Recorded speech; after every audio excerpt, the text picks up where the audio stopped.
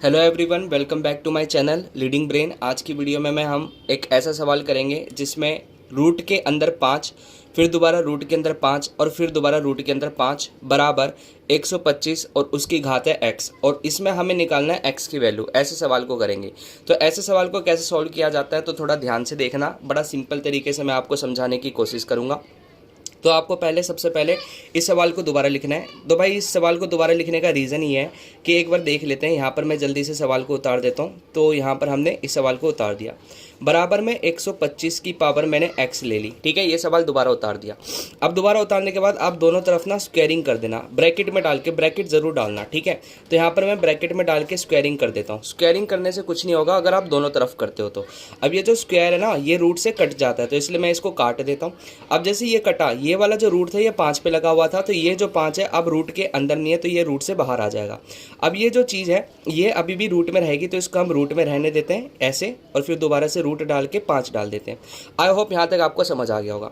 अब इतना करने के बाद आपको क्या करना है, ये जो 125 है इसको तो दोबारा लिख देना। ठीक है, और ये जो x है ये 2 से मल्टीप्लाई करके क्या बन जाएगा, 2x बन जाएगा। इस तरह से इतना आपको समझ आ गया होगा। अब इतना करने के बाद आपको क्या करना है, दोबारा स्क्वायरिंग कर लेनी है सभी जगह पर, दोनों तरफ। ठीक है, तो यहाँ पर मैं स्क्वायरिंग कर देता हूँ। तो पहले मैं इसे ब्रैकेट के अंदर डाल दूंगा इस तरह से। अब ये रूट के अंदर 5 और फिर दोबारा रूट के अंदर 5, और इसमें लगा दिया मैंने स्क्वायर। अब इस पर स्क्वायर लगाया ना, तो इस पर भी मुझे क्या लगाना पड़ेगा, स्क्वायर लगाना पड़ेगा। तो यहाँ पर मैं इसको क्या कर देता हूँ, स्क्वायर में डाल देता हूँ। इतना हो गया। अब इतना करने के बाद देखो, अगर ये जो स्क्वायर है ये पूरी ब्रैकेट के ऊपर लगा पड़ा है, तो मतलब कि ये सबसे गुणा करेगा। 5 का स्क्वायर क्या होता है, 25। तो यहाँ पर मैं लिख देता हूँ 25। ठीक है, इस तरह से। अब ये जो रूट है ये स्क्वायर से कट जाएगा। ठीक है, तो अब यानी कि ये जो 5 है ये रूट में नहीं है, अब खाली रूट में बस ये है। ठीक है, जो सबसे एकदम लास्ट में था। अब इसको भी सोल्व करते हैं। यहाँ पर हमारे पास 125 है, तो इसको मैं 125 ही रहने देता हूँ। ठीक है, 125 रहने के बाद यहाँ पर ये 2 से मल्टीप्लाई करके क्या बन जाएगा, 4, और यहाँ पर क्या आ जाएगा, x। इस तरह से यहाँ तक आपको समझ आ गया होगा। अब थोड़ा मैं इसको नीचे स्क्रॉल डाउन कर देता हूँ। अब यहाँ पर देखो, अब क्या करना है, दोबारा से आप स्क्वायरिंग कर लेना। ठीक है, तो यहाँ पर मैं स्क्वायरिंग कर देता हूँ, इधर भी स्क्वायर कर देता हूँ और यहाँ पर भी मैं स्क्वायर कर देता हूँ इस तरह से। ठीक है, पहले हम क्या करेंगे, देखो अभी पहले इसको मैं काट ही देता हूँ। ठीक है, पहले हम क्या करते हैं, 25 को ना 5 से गुणा कर लेते हैं। 25 को 5 से गुणा करेंगे तो कितना आएगा, 125। 125 के बाद यहाँ पर क्या बचेगा आपके पास, रूट 5 बचेगा।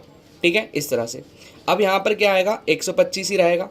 अब यहाँ पर हम क्या कर देते हैं, ये जो 4 है ना, 4x ये पावर में है इस तरह से। ठीक है, अब ये जो 125 है और यहाँ पर भी 125 है, तो ऐसा करते हैं हम दोनों ही तरफ नीचे भी 125 लिख देते हैं और नीचे भी 125 लिख देते हैं इस तरह से। अब यहाँ पर क्या होगा, ये जो 125 है इस 125 से कट गया। अब यहाँ पर आपके पास मैं इधर से लाइन खींच के कर देता हूँ ताकि आपको ना बार बार नीचे ऊपर करने की जरूरत ना पड़ जाए। तो यहाँ पर ये जो रूट 5 है, यहाँ पर हमारे पास खाली रूट 5 ही बचेगा। ठीक है, अब यहाँ पर देखो, अब ये जो 125 है इस पर हम लगा देते हैं पावर 1, घात 1 लगा सकते हैं, कोई दिक्कत नहीं है। अब आपने ये वाला फॉर्मूला तो पढ़ा ही होगा, ए एम अपॉन में A N is equal to A M minus N, class 9th में सिखा दिया जाता है। ठीक है, तो यहाँ पर हमारा a क्या हो जाएगा, 125, और नीचे वाला भी a 125 है। इसकी घात है इसे हम m मान लेते हैं, और ये जो घात है इसे n मान लेते हैं। तो फॉर्मूला हमें ऐसे लिखना पड़ेगा। तो a के जगह मैंने क्या बोला था, 125 आएगा। अब उसके बाद m हमारा क्या हो जाएगा, 4x हो जाएगा। फिर माइनस का निशान है तो माइनस लगा देते हैं, और n के जगह क्या लगाएंगे, हम 1 लगाएंगे। इतना आपको समझ आ गया होगा। अब उसके बाद हम क्या करेंगे, ये जो रूट 5 है, ठीक है, इस रूट 5 को हम इन सभी चीज़ों को ना स्क्वायरिंग में कर देते हैं। अब तो यहाँ पर रूट 5 लिख के मैं इस पर स्क्वायर लगा देता हूँ। अब ये जो 125 है और ये जो 4x माइनस का 1 है, इस पर भी मैं स्क्वायर लगा देता हूँ। इससे क्या होगा कि ये जो रूट स्क्वायर से कट के ना, अब हमारा कुछ भी रूट में नहीं बचा। अब इसको भी सोल्व करते हैं। पहले तो 125 लिखते हैं, 4 को 2 से मल्टीप्लाई करेंगे तो कितना आएगा, 8x, और 1 को 2 से मल्टीप्लाई करेंगे तो कितना आएगा, 2 आ जाएगा। ठीक है, इतना करने के बाद आपको क्या करना है, यहाँ पर ध्यान से देखना, ये जो 5 है और ये जो 125 है, इस 125 को हम ऐसे लिख सकते हैं 5 की घात 3 में। ठीक है, और इसे मैं ब्रैकेट में डाल देता हूँ। आप एलसीएम करके देख लेना या फिर 5 को 3 बार गुणा करके देख लेना, 125 बन जाएगा। अब ये जो 8x माइनस 2 बचा है, इसको मैं यहाँ पर लिख देता हूँ 8x माइनस का 2, इस तरह से लिख दिया। अब इस पर तो 5 पे कोई घात नहीं है, तो अपनी मर्जी से 1 लगा सकते हैं। ठीक है, अब उसके बाद इसको थोड़ा सा सोल्व कर लेते हैं। जैसे यहाँ पर 5 है और उसकी घात 1 है, 5 लिख लेते हैं। अब 3 को 8 से मल्टीप्लाई करेंगे तो आएगा 24x, और 3 को 2 से मल्टीप्लाई करेंगे तो कितना आएगा, 6।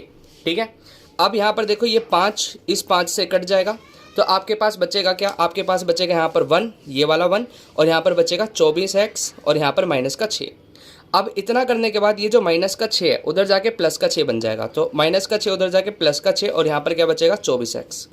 अब 6 में 1 जोड़ेंगे तो कितना आएगा 7 और यहाँ पर कितना आ जाएगा 24x आ जाएगा। ठीक है, अब एक लास्ट काम 24x के साथ गुणा कर रहा है और गुणा का उल्टा आपको पता है कि भाई भाग होता है, तो यहाँ पर हमारे पास x की वैल्यू आ गई जो है 7/24।